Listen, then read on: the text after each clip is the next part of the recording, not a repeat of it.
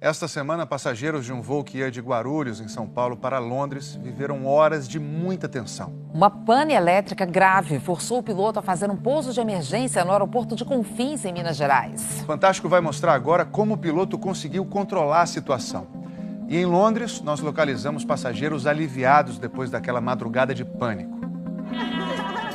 Um abraço de emoção e alívio.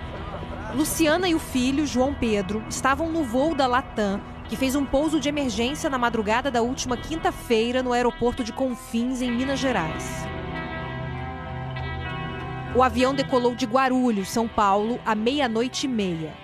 Um Boeing 777 com 339 passageiros e 16 tripulantes, com destino a Londres. Um voo que duraria 11 horas e meia.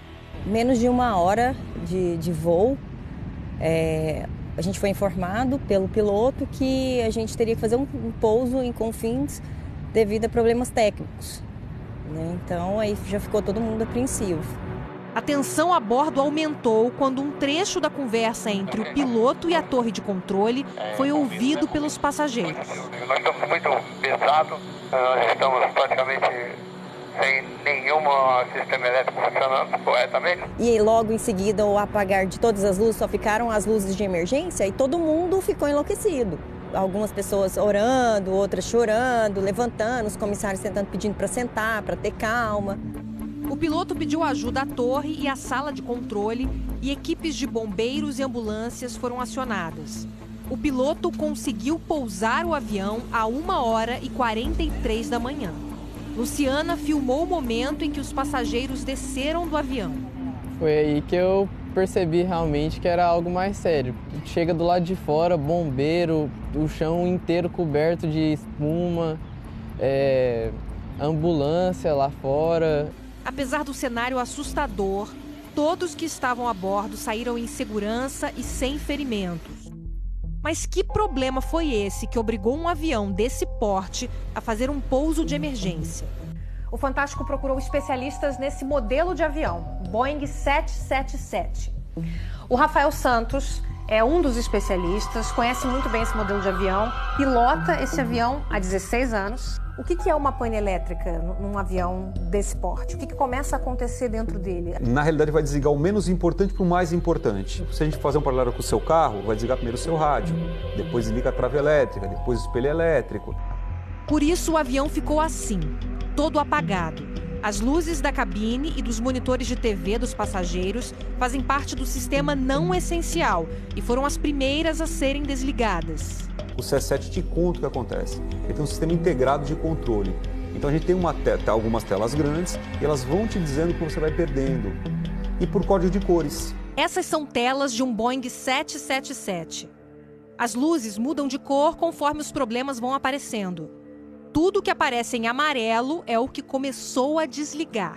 Branco é uma informação que não é relevante, mas é uma informação.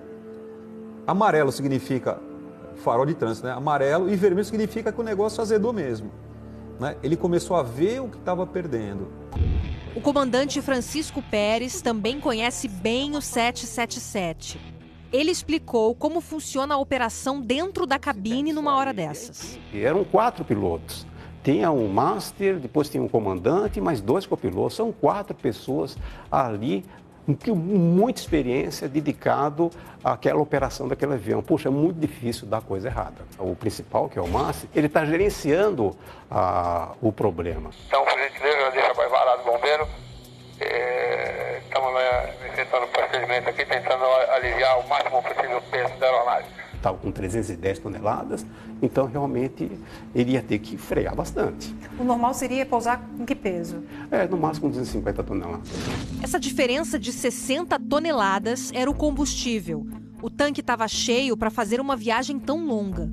Por que ele não dispensou o combustível? Porque não funciona. Nesse tipo de condição, como o comando da válvula é elétrico. Existe uma técnica de pouso acima do peso e isso realmente estava certinho, sem nenhum problema. Vai ter um superaquecimento dos freios e você vai murchar o pneu. Não estourou.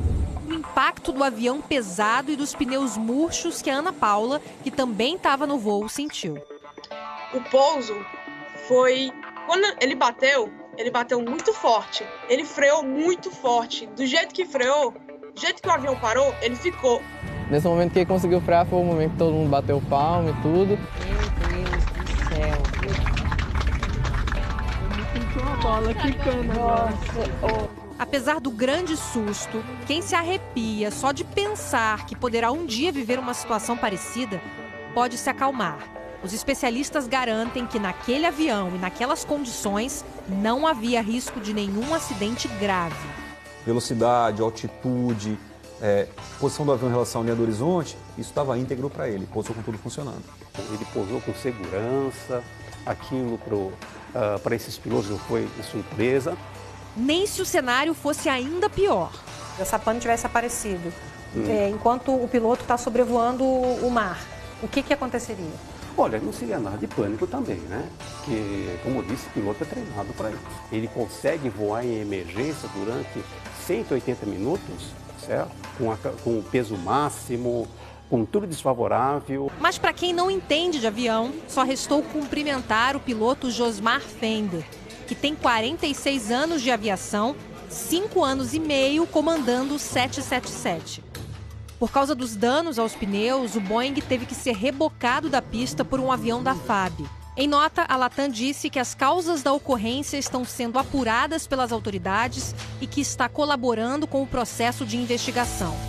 A Boeing, fabricante da aeronave, também se colocou à disposição das autoridades. Ontem, no Jornal Nacional, o diretor de operações da Latam no Brasil, comandante Geraldo Menezes Harley, disse que não houve falha na geração de energia do avião, mas sim na distribuição de energia. A energia estava sendo gerada pelos geradores, mas por alguma falha, e é isso que está sob investigação ainda, por alguma falha ela não chegava nos equipamentos da aeronave. A investigação corre em sigilo. Depois de toda essa confusão, o João e a mãe finalmente reencontraram a família em Londres, depois de 12 anos sem se ver. Nem lembro que eu choro.